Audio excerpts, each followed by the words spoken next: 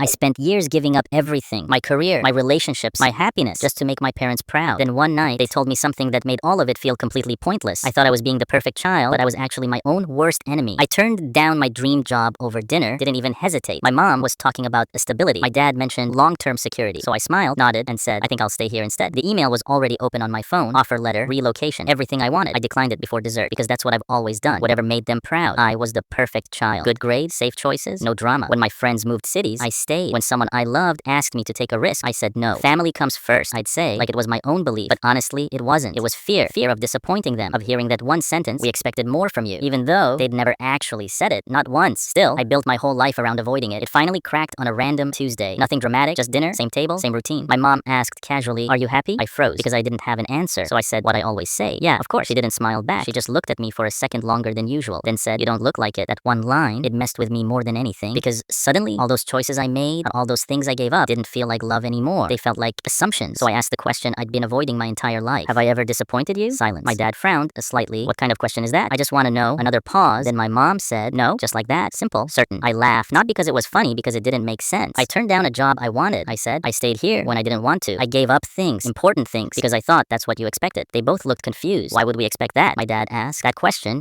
broke something in me, because I thought I couldn't even finish it, because there was no real answer. Just years of fear dressed up as responsibility. My mom reached across the table. We wanted you to be okay, she said softly. That's it. I spent years trying to become someone they'd be proud of. Turns out they were already proud of someone I never gave myself permission to be.